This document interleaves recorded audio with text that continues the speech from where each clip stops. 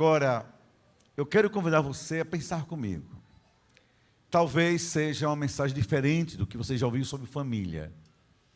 Não é aquela mensagem tradicional de 7 chaves, 12 portas, essas coisas todas. Que eu não consigo falar sobre isso num momento como esse. Porque esse momento é grande, é plural. Aqui eu tenho casais, tenho solteiros, tenho separados, divorciados, candidatos ao casamento, pessoas de N vivências familiares. Então eu quero começar, eu orei muito, preparei o sermão dessa noite. Eu quero ler 2 textos para começar. O primeiro é um texto profético, porque tem a ver com o tema da semana, profetizando para a família. Mas esse texto eu vou retomar no final, quando a gente vai fazer um ato profético. Depois vou ler um texto fundante, aquele que me inspira os caminhos do estudo, que não é uma pregação, vai ser um estudo. E, finalmente, eu vou projetar alguns textos que eu vou usar para você sempre linkar a minha palavra à palavra de Deus. Por favor, Isaías 61:9 é o primeiro texto que eu quero ler com você. Não sei se é possível abrir para eu acompanhar.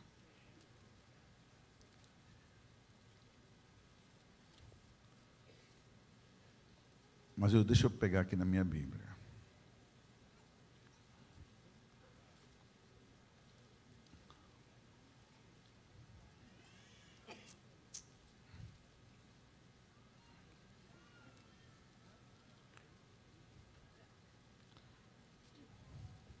Eu faço um recorte, da importância desse texto para trazer no final uma palavra profética às famílias, iniciando a minha mensagem. Isaías 61:9.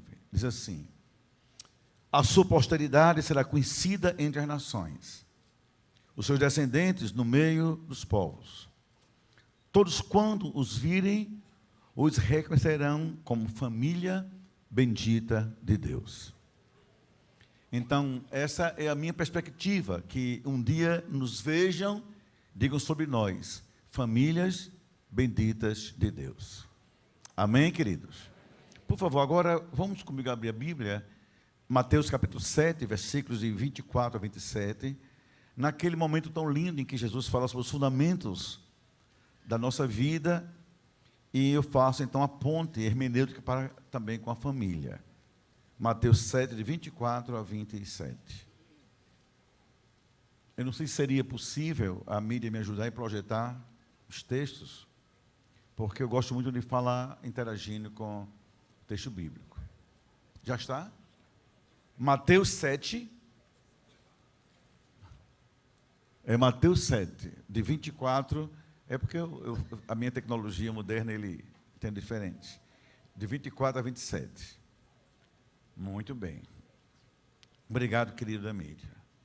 Jesus acaba de proferir a essência da sua mensagem, como de Deus, o renovo para o mundo, as bases éticas e teológicas e espirituais do cristianismo, que ele veio trazer, chamado Sermão do Monte. E agora, olha como ele fecha. Todo aquele, pois, que ouve essas minhas palavras e as pratica, eu comparo a um homem prudente que edificou sua casa sobre a rocha. Olha que coisa linda isso. Mas olha os movimentos da vida. E a chuva caiu, os rios transbordaram, os ventos sopraram e deram com ímpeto contra aquela casa. Porém, ela não caiu, porque estava edificada sobre a rocha.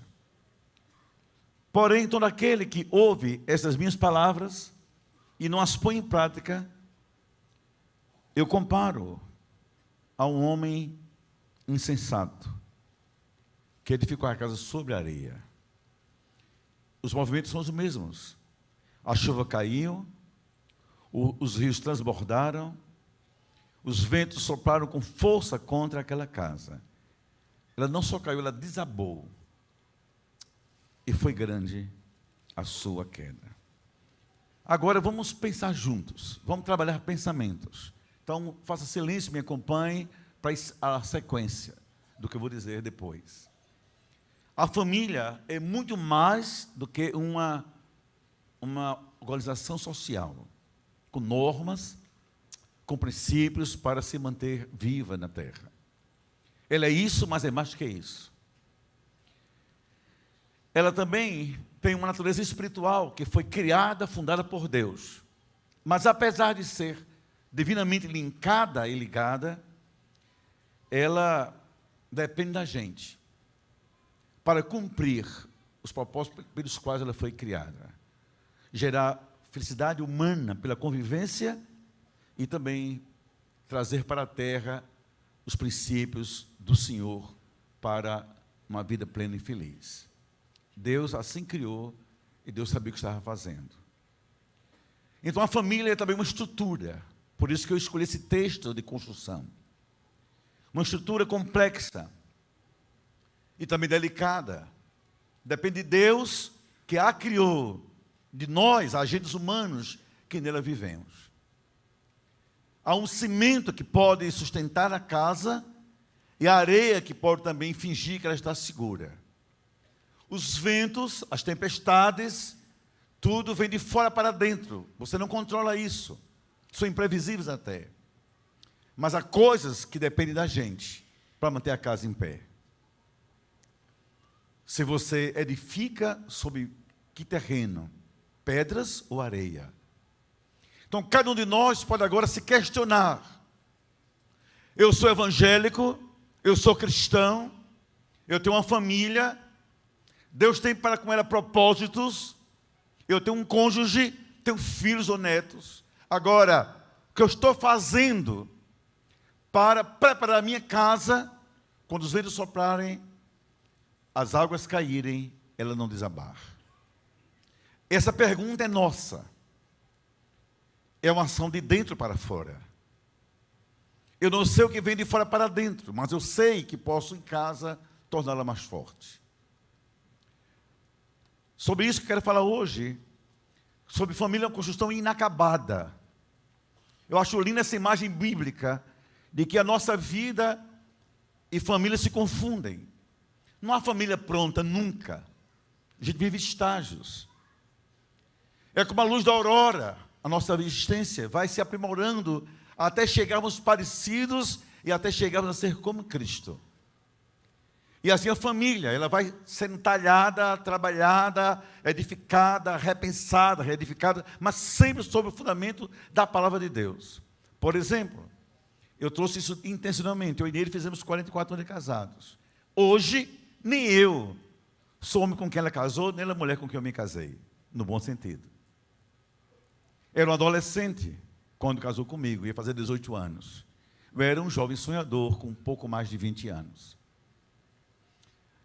A vida foi grande, me tornei pastor. Ela não foi sequer imaginada casar-se com um pastor. Sofremos dores de igreja e também sabores do ministério. Hoje eu tenho 67 anos de idade. O corpo é outro, a cabeça é outra, o coração é outro. Eu tenho até um stenter.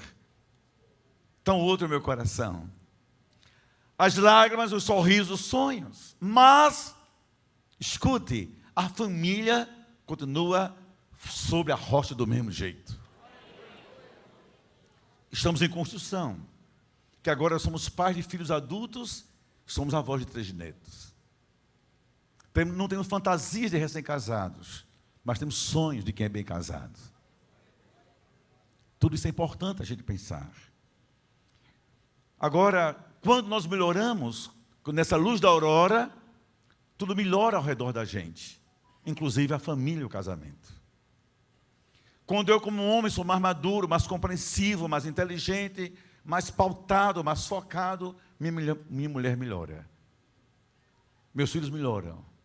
Porque a nossa vida, essa interação, igualmente em família. Eu gosto de pensar estruturas, porque as estruturas que se movem. E toda estrutura que se move, ela se move ao redor de um eixo, ou de eixos.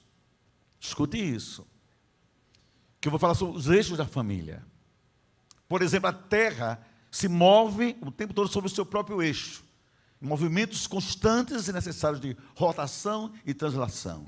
Por isso ela é saudável no espaço. Estamos nós aqui. E todo eixo tem que ser cuidado, tem que ser preservado e, às vezes, fortalecido. E a terra cumpre o papel que Deus a criou, porque sabe girar sobre o eixo que Deus também a colocou. Mas, às vezes, eixos são esquecidos. No Nordeste, como no Rio de Janeiro, sobretudo no litoral brasileiro, há um fenômeno da natureza chamado maresia. Quando algo invisível, imperceptível a olho nu, permeia a atmosfera e ao longo vai corroendo estruturas de ferro. De forma que edifícios podem ruir. E tudo pode ser perdido quando isso não é contido. Onde nós moramos, eu e nele, atrás tem um edifício, o maior da minha cidade, de 50 andares. Houve uma corrupção da engenharia, do empreendedor, e abandonou o prédio. Pessoas perderam tudo. Está ali abandonado, sem sequer o reboco devido. E agora a maresia está corroendo a estrutura. Ou vai ser implodido, ou a gente corre perigo a cada dia. Assim também a nossa família. Nos movemos, família é movimento. Recém-casados, depois maduros, filhos, netos, sonhos, doença, saúde, projetos, viagem, namoro, romances, feira, pagamentos, construções, equipamentos, imóveis, essas coisas todas, nos movemos. Sempre. A questão é que eixos sobre os quais nós nos movemos e como eles devem ser cuidados para que, profeticamente, seja sempre uma bênção, segundo os propósitos de Deus. E eu quero propor com vocês 4 eixos que sustentam e que fazem os movimentos da família na sua estrutura girarem, sem os quais corremos perigo. O primeiro deles é o eixo dos sentimentos. Escute bem. Esse eixo fundante da família é fundamental para que ela seja saudável e cumpra o que Deus quer como Deus quer que ela exista. Uma palavra pequena, aliás, uma frase nesse eixo, que é tudo: eu te amo. No plural, nós nos amamos. Você me ama. Numa família saudável, sem sentimentos saudáveis. Às vezes, estamos numa igreja, não nessa necessariamente, mas na minha eu tenho certeza de alguns casais, que tem Bíblia, sabem de qual a Bíblia, frequentam a igreja, mas não vivem em casa sentimentos saudáveis. São crentes de Bíblia na mão, mas coração vazio, corações vazios. Há versículos que são ditos, mas no amor que é plantado. Não há frases que nutrem o cotidiano. E se você quer que a sua família se mova em sonhos e em profecia, cuide do eixo chamado sentimento. Toda mulher que está aqui me ouvindo sabe que é verdade o que eu vou dizer. Eu não faço média. Minha mulher está aqui me ouvindo no primeiro banco. Toda mulher gosta e precisa ouvir do seu esposo: eu te amo. Por isso que algumas perguntam tanto por isso. Não é que duvidam, é porque sentem falta. E quase todo homem se aborrece em responder isso. Não é que não ame, mas que não sabe expressar o amor que sente. Eu te amo. Todo filho igualmente. Precisa saber ser amado pelos pais, mas ouvir do pai: eu te amo, filho. Não importa a idade, meu filho tem 42 anos. Eu beijo no rosto e digo: eu te amo, filho. Porque um dia Jesus Cristo questionou a Pedro sobre cuidados. E quando perguntou, ele disse: Pedro, que curso você tem? Quantos milagres você viu fazer? Sabe o que ele perguntou a Pedro? Tu me amas? E porque me amas, cuide dos que são meus. Eu quero fazer uma pergunta a você. Qual foi a última vez que em casa você ouviu: eu amo você verdadeiramente? Ou você disse para alguém: eu te amo?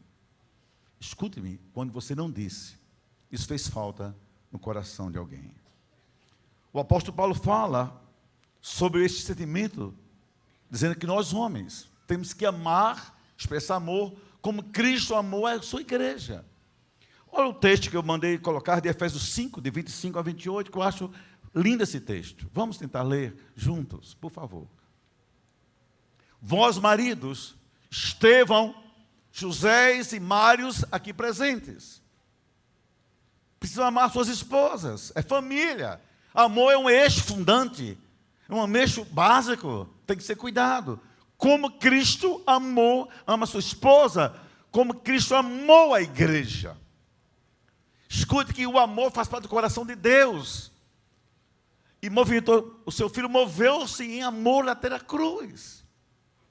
Mas o amor tem que ter um sentido, para não ficar vago, não ficar poesia, delírio, boemia ou nostalgia vazia.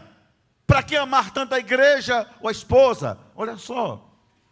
E a si mesmo se entregou para santificá-la, purificando com a lavagem da água pela palavra. Versículo 27. Para apresentar a si mesmo a igreja gloriosa, sem mácula nem ruga, nem coisa semelhante, mas santa e irrepreensível. Assim, versículo 28 diz: os maridos devem amar sua própria mulher, como a seu próprio corpo. Porque quem ama sua mulher, ama-se a si mesmo. A coisa que só existe por conta do amor. Escuta uma coisa, todo marido, sem saber, conscientemente ou não, apresenta sua esposa aos outros. E toda esposa apresenta-se ao público, a partir do marido que tem. Olha só para mim. Quando você encontra uma mulher cabisbaixa, olhos tristes, descuidada e descuidando-se, com medo de falar, de ser alguém, saiba que aí talvez haja uma pessoa mal amada ou mal cuidada na sua própria casa. Por isso, ama a esposa, como Cristo amou a igreja. Se você chegasse aqui hoje à noite e encontrasse a minha esposa, o semblante de uma mulher decaída, sabe o que vocês diriam? Como é que pode ser isso, a esposa dele ser assim? Porque o amor segura as tensões, as diferenças e possibilita conviver com isso. Eu e nele somos radicalmente diferentes um do outro, radicalmente, de gosto, de palavras, de comportamento. Só nos une uma coisa, o amor e o mesmo Deus, o resto é diferente. Quem me vê diz assim: puxa vida, esse homem é muito chato, porque eu sou calado. Eu sou um pensador sempre. E onde minha mulher chega, faz a festa. E às vezes eu recebo assim convites, como recebi para o Canadá do pastor Selmi. Você vem, mas só se Nedinho vier também com você, que você é muito chato para vir sozinho. É só pregação quando a gente fica sorrindo. E quando acabou a Slavec, nosso grupo de pastores e amigos, então recebemos um recado, uma mensagem para o grupo assim: Neidinha, você fez a diferença. Como diz assim, só Estevão ninguém suporta. Mas olha só, olha o que diz 1 Coríntios 13, versículo 7. O amor tudo crê, tudo espera, tudo suporta. Isso não é poesia bíblica, isso é verdade de Deus para a nossa vida, também doméstica e familiar.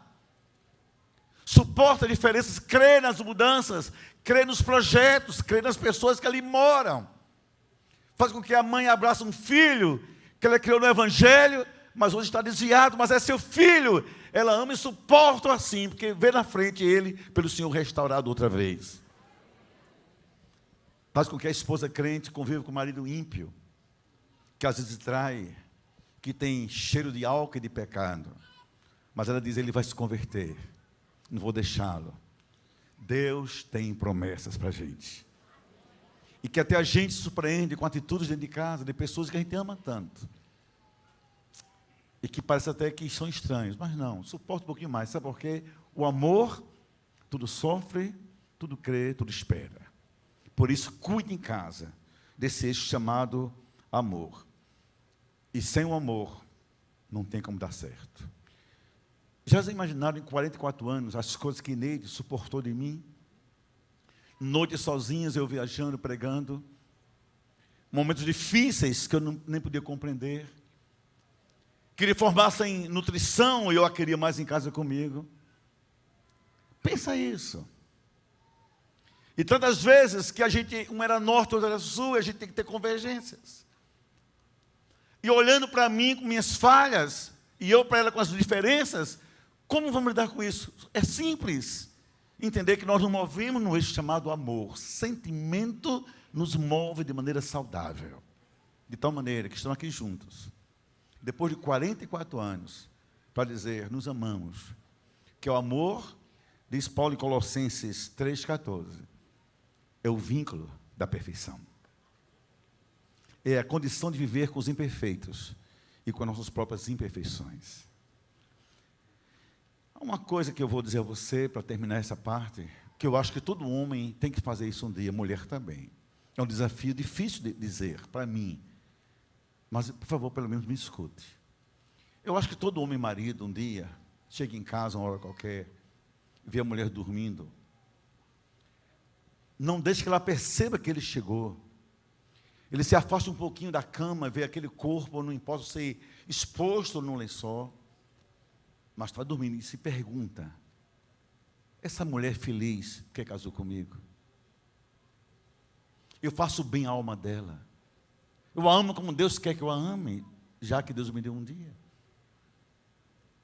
Também as mulheres, esposas, esse homem é feliz que casou comigo, que tipo de esposa sou eu, amo de verdade, como Cristo quer que eu ame. Por isso, os ventos vêm, sopram, as águas vêm com força, abala tudo, mas não cai a família, porque o amor segura as diferenças e as imperfeições.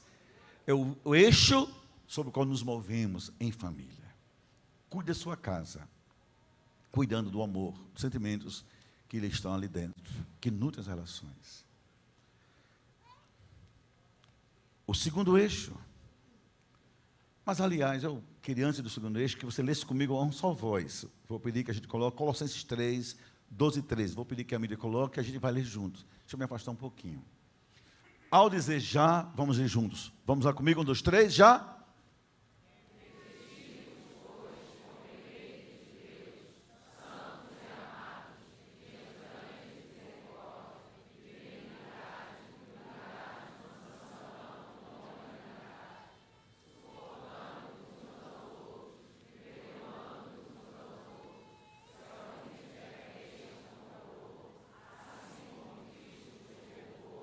Assim fazei vós também.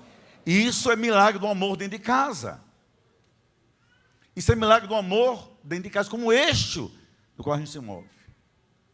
Todo dia e sempre. Senão, a gente impossibilita a convivência e fica só de aparência, às vezes, de cinismo desnecessário.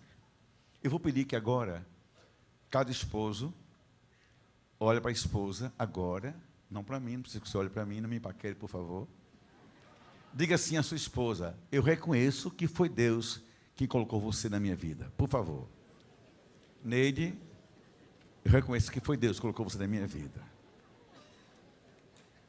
Quem crê nisso? Dê glória a Deus e aplauda o Senhor com força e alegria.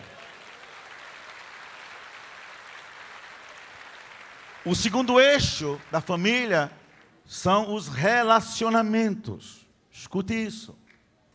Sentimentos implicam em relacionamentos. A gente ama porque ama alguém. A gente ama porque a gente vive para o outro, ou para os outros. Por isso o amor não é egoísta. Não se basta a si mesmo. Não se isola. Por isso que família não é lugar de solidão, de isolamento, doentio. Então quem ama se relaciona. E esse eixo é necessariamente fundamental para os movimentos da família.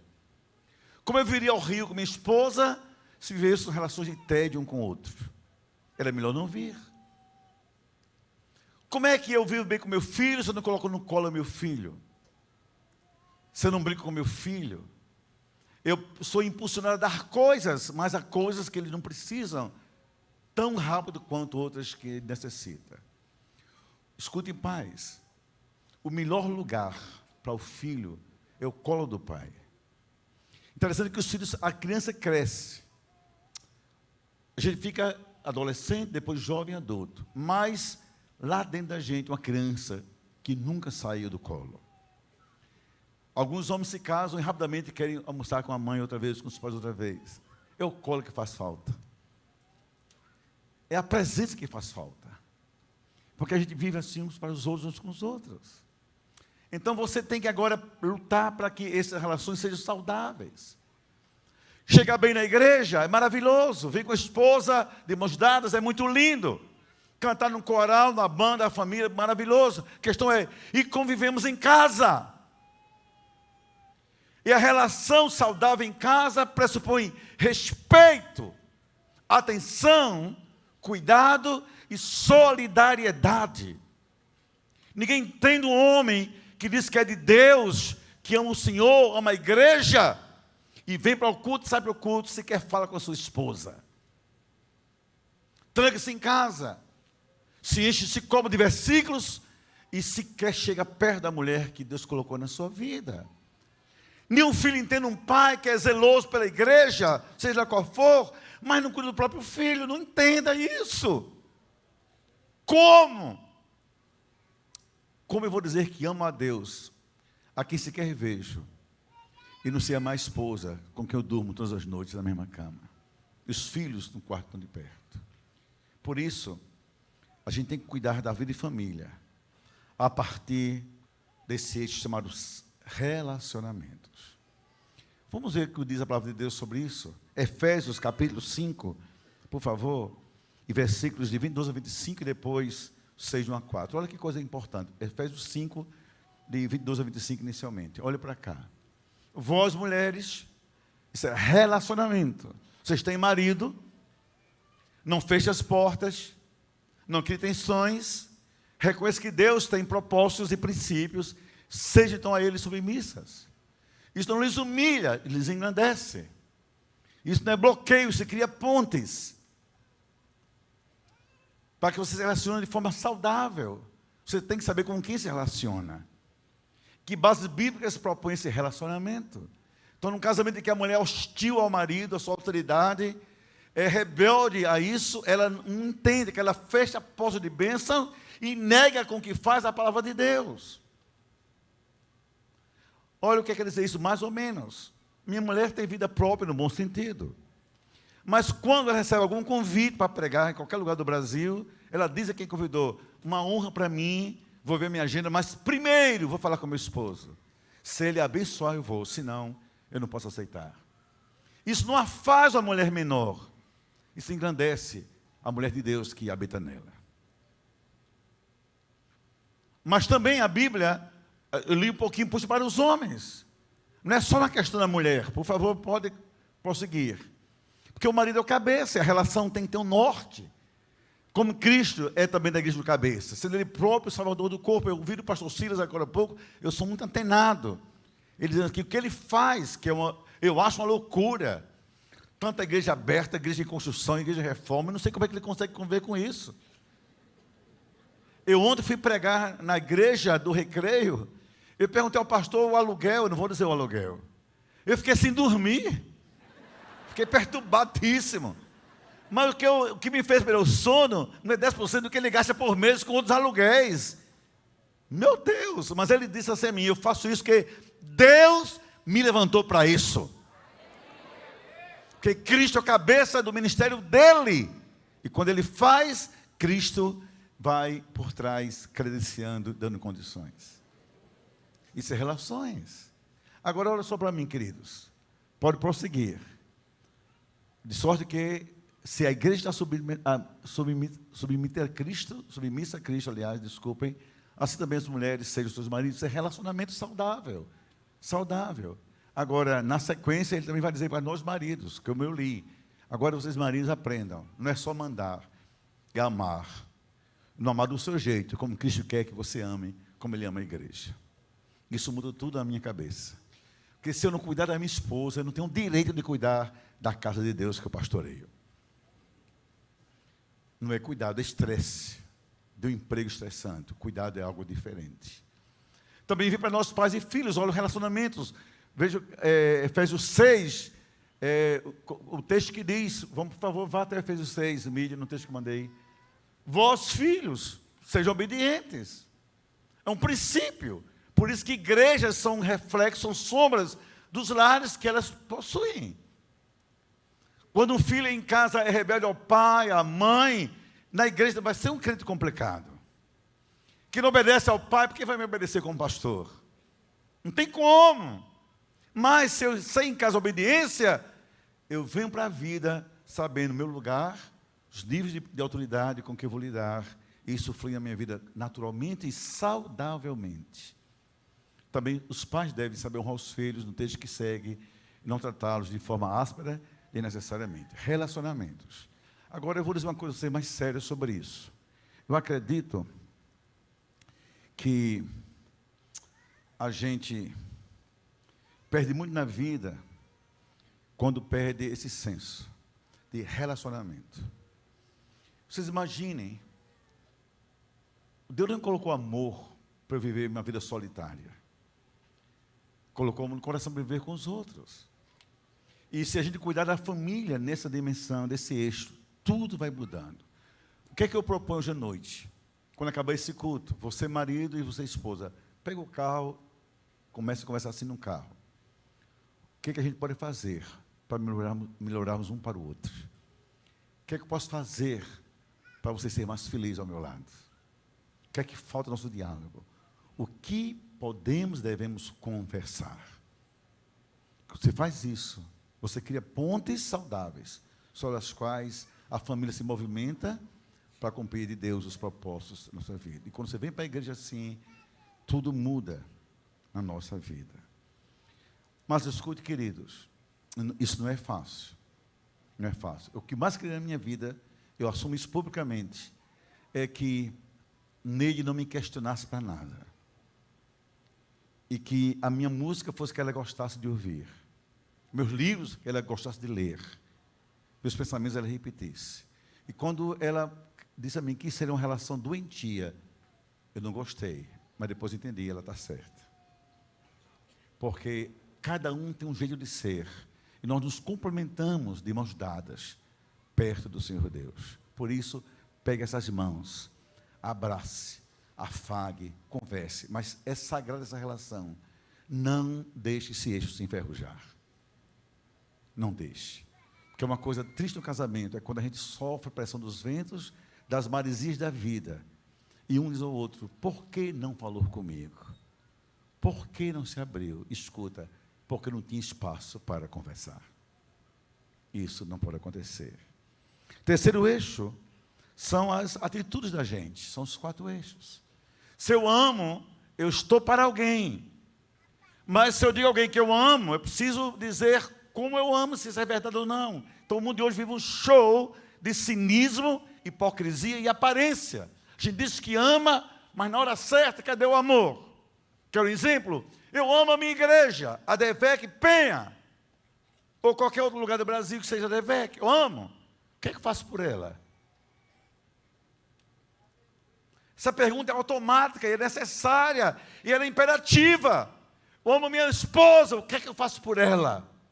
Deus amou tanto o mundo, que deu seu Filho para salvar esse mundo. Se você não tem essa resposta, esse amor tem que ser questionado. Ou ele é doentio, ou não é amor, ou um sentimento confuso qualquer. Como é que você ama a sua igreja e não se dá por ela?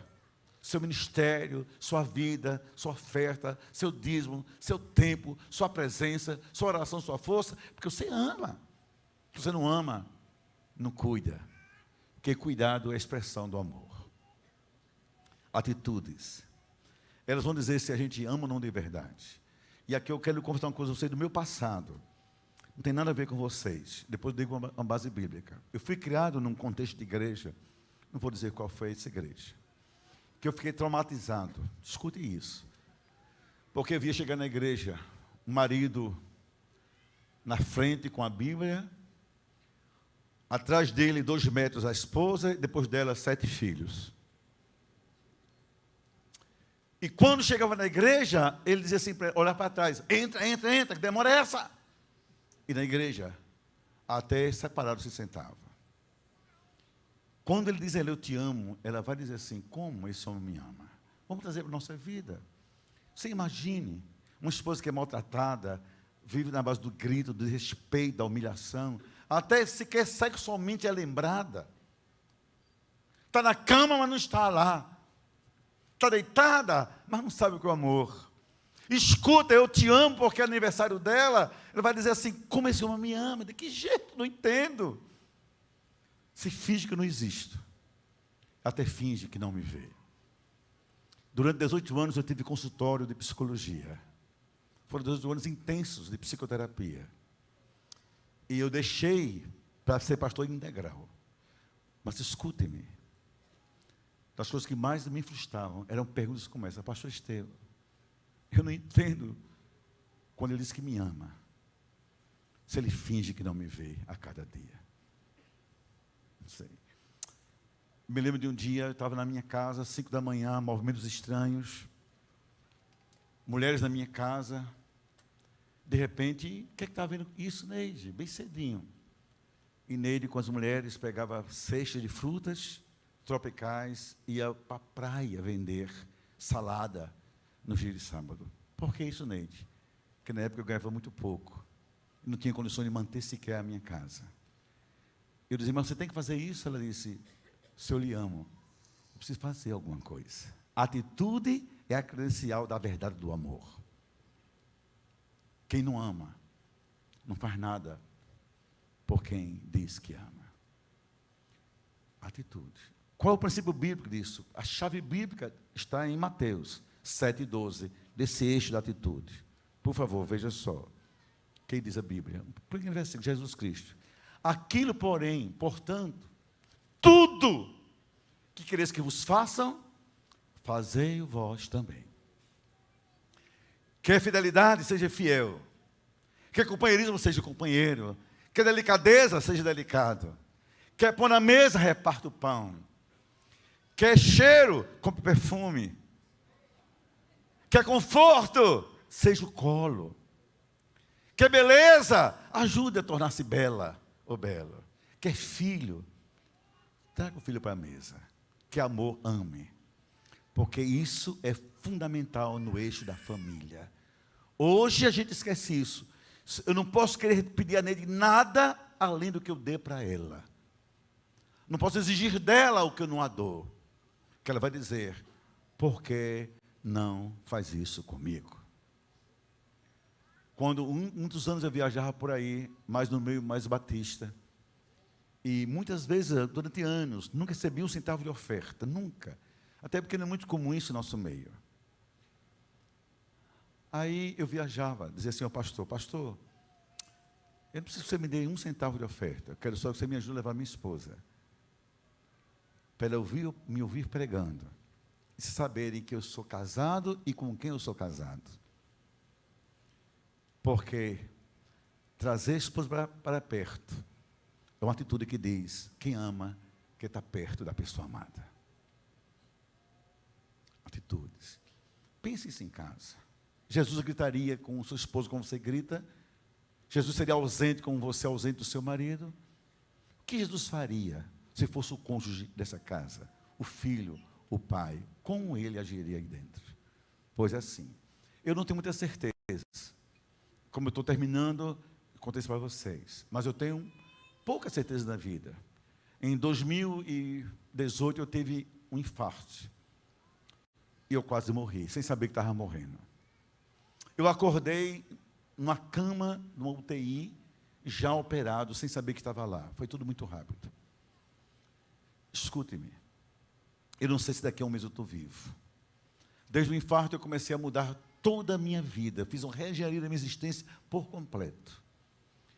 Mas eu tenho algumas certezas. Poucas, mas tenho. Número 1, eu tenho certeza absoluta, pastor Cília, que meu nome está no livro da vida. Eu sou salvo em Cristo. Absoluta disso. Está lá. Mas também sei de forma absoluta que lá na eternidade Deus agendou uma hora comigo quando eu for. Eu não sei quando, eu espero que Ele dê um tempo mais, mas está lá agendado. Escute isso. Está lá agendado. Eu vou para o céu, o Senhor é eterno, Ele não tem pressa. Um dia Ele manda chamar Estevão. Não sei que nome Ele vai me chamar, mas por enquanto eu sou Estevão. E eu sei com certeza, das poucas, que Ele me fará 3 perguntas. Número 1, cadê a mulher que eu lhe dei? Minha filha. Mas Senhor, isso é pergunta no céu?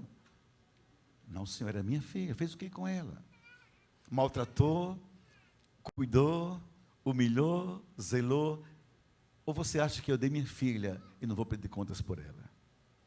Escute, todo marido um dia vai passar para essa entrevista com Deus no céu. Está agendado, eu não sei o dia, mas está agendado. Segunda pergunta: cadê os filhos que eu lhe dei? Mas, Senhor, minha herança. Fez o que com essa minha herança? Será pastores estão desviados? Tem pavor a minha palavra, não amam a minha igreja, são longe de mim? Fez o que com meus filhos, minha herança? Ainda bem que meus filhos são crentes, meu filho é pastor, minha filha é crente e meu genro é pastor. No final de perguntar: cadê minha noiva que eu deixei em João Pessoa para você cuidar? Na beira da praia, praticamente. Fez o que com minha noiva? Eu tenho que saber o que dizer, porque quem ama, cuida. E a atitude é a forma de dizer: eu te amo. Olha o que diz 1 Coríntios 13, na Bíblia, 4 e 5, sobre as verdades do amor que faz. Olha bem para aqui esse texto. E depois eu termino com os valores para a gente orar. Estão cansados? Não? Eu também não, então vamos embora até meia-noite. Pastor Silas, se acalma ali. Não tem pressa não. Vou nem olhar para ele mais daqui para frente. Disseram-me: o segredo de Estevão, você pregar na penha, é olhar só para um lado, onde não está olhando. Pronto. Olha só. Portanto, aliás, desculpe, primeiro, por favor. Isso. Não, nesse texto, tem o versículo que eu fiz o corte, que eu acho mais interessante. 4 e 5. O amor é paciente, é benigno. O amor não é invejoso. Não trata de forma leviana a pessoa amada. Não é esnobe em si mesmo. Não humilha, não derruba, não esquece, não maltrata. Na sequência, o amor, versículo seguinte: não se porta de forma indecente, não busca seus interesses próprios, não se irrita e não suspeita mal. Para mim isso é um desafio todo dia na minha casa, no meu casamento. Volta o versículo 13, por favor. Você não ama sua mulher, Estevão, então tenha paciência com ela. Porque grita, porque cobra. Senhor, eu estou lhe construindo como a luz da aurora há tantos anos. Quem ama, por favor, coloca o texto para mim. Faz bem. Uma mulher bem amada, um homem bem amado, mostra isso na face, no andar, no sorrir, na vida. Quem ama, porque trabalha, o versículo é o 5, estou no 5, por favor. Isso. Não é uma pessoa indecente, que finge, que, sei lá, de forma leviana, não ama. São atitudes. Mas também a família toda assim, olha, por favor, olha. Quem ama não é egoísta. Não tem coisa pior de você ver homem bem vestido, elegante, Calvin Klein, sapato de couro alemão, gravata italiana, todo chique. E a mulher perto dele esfarrapada. O melhor para ele, para ela, se sobrar qualquer coisa. Isso é estranho para quem ama. Que quem ama pensa primeiro no outro e não em si mesmo. Quem ama não é egoísta. Não tem em casa só o meu. Né? Meu dinheiro, minha casa, minhas gavetas, meu tempo, meu conforto, é nosso, tudo nosso. É nossa família, nosso amor, nossos filhos, nossos sonhos, é o nosso. Tem que caber o outro quando o amor é verdadeiro. Forma de atitudes. E finalmente, o amor não humilha, não se irrita, não suspeita mal. Esse é eixo que muda a nossa vida. E finalmente, o eixo dos valores. Esse eixo é um dos eixos mais fundantes dos movimentos da família. Valores é aquilo que, nossas bandeiras comuns, nossas causas comuns, que uma casa dividida contra si mesma não subsiste. Aquilo que cremos, as plataformas sobre as quais nós firmamos como família. E acabou. Temos uma linguagem comum. Eu gosto muito, por exemplo, de valores, eu escolhi apenas 3. Por exemplo, a solidariedade. É um valor da família. Há um momento que eu acho ali na Bíblia, quando Elcana, marido de Ana, vê Ana chorando e chega até ela. 1 Samuel, capítulo 1, versículo 8. Sabe o que ele faz? Que mulher mais dengosa, que mulher mais complicada, que mulher mais... No Nordeste, tanta besteira de uma pessoa só. Diz que ele para, porque ama e diz: vem cá, Ana, o que você tem? Porque choras, porque não comes, porque está triste o teu coração. Eu estou aqui. Não sou para ti melhor que 10 filhos. Isso é, quem ama chega perto da dor da pessoa amada. Isso é um valor, solidariedade. Quando você é solidário à esposa, ao seu marido, aos seus filhos, gera segurança doméstica, familiar. Eu sei que ele vai estar comigo. Eu sei que ela vai estar comigo. Eu sei que eu não vou sofrer só. Vamos orar juntos. Mas quando você não sente isso, você enfraquece a relação e deixa o coração inseguro se aquilo é verdade ou não dentro de casa. Muitas vezes saí da igreja chorando, muitos anos. E encontrei minha mulher de braços abertos, dizendo assim, não sei o que é que houve, mas quando comigo eu estou com você. Isso fortalece nas dores da vida.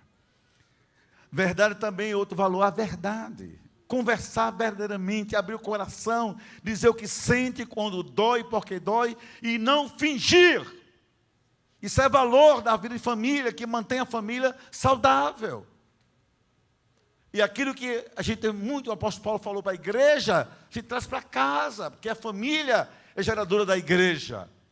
Quando a família é saudável, a igreja também o é, de forma saudável na sua existência. E olha o que a Bíblia diz, lindo assim,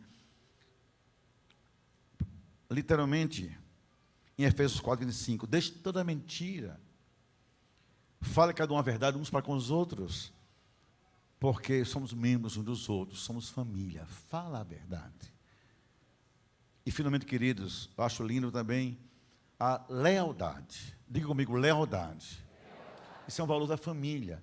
Por exemplo, Neide não pode lutar contra mim, eu não posso lutar contra ela. De forma nenhuma.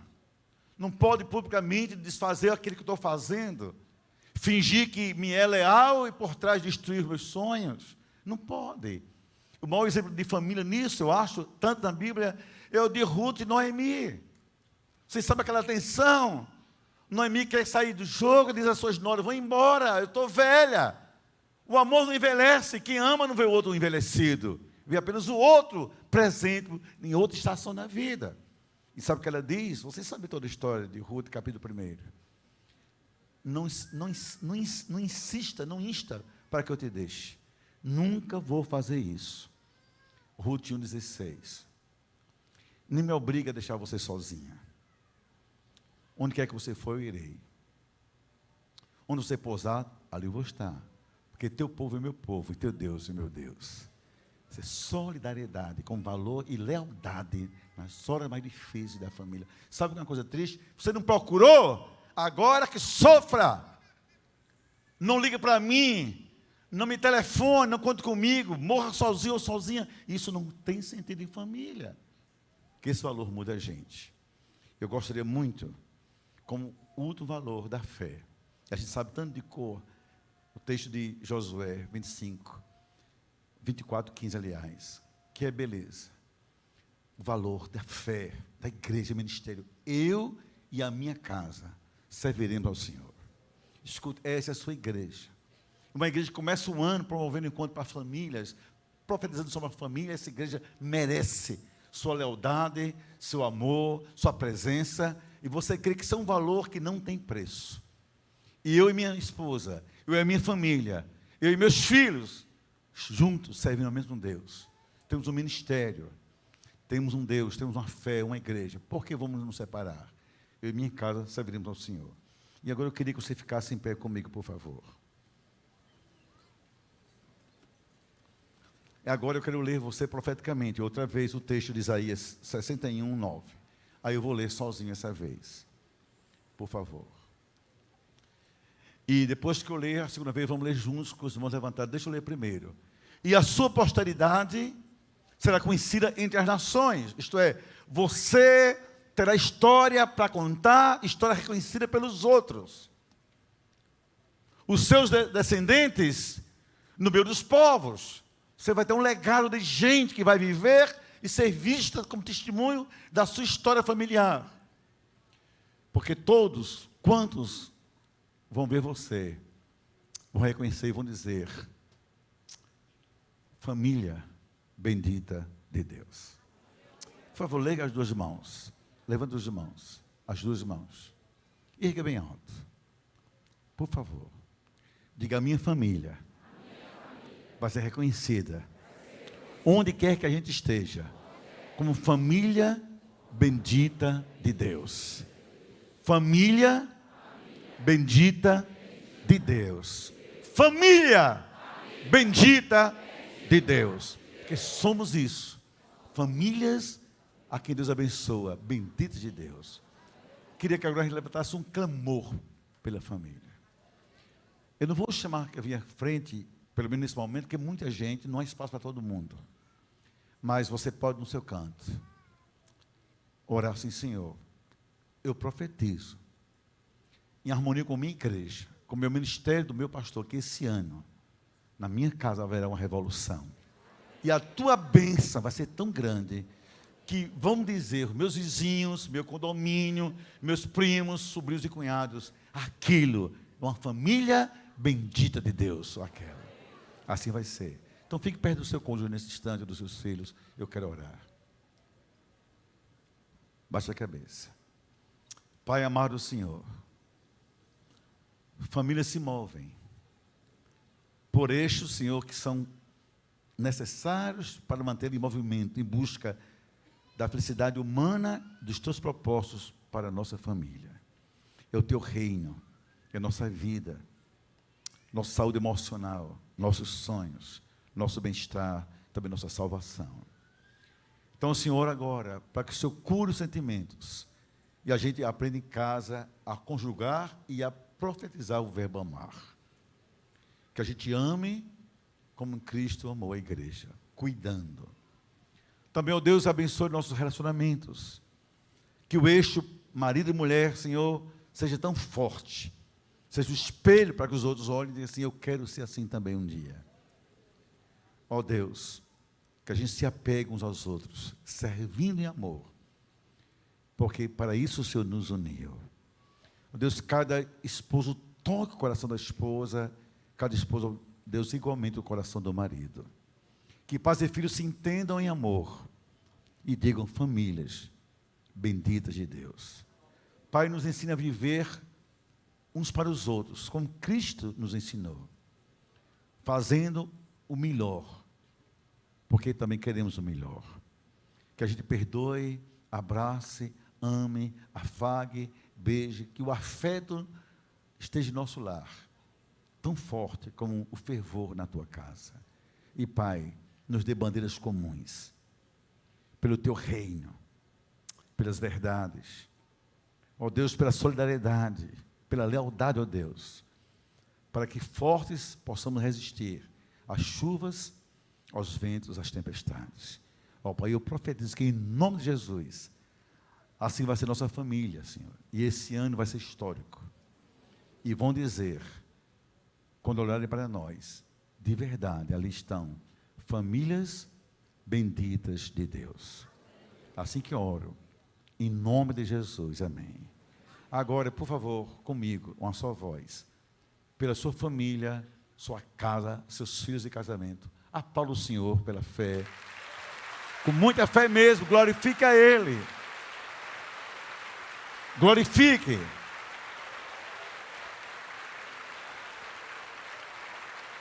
Mais forte ainda. Minha família será chamada família bendita de Deus, para a glória do Senhor. Amém. Deus abençoe a todos.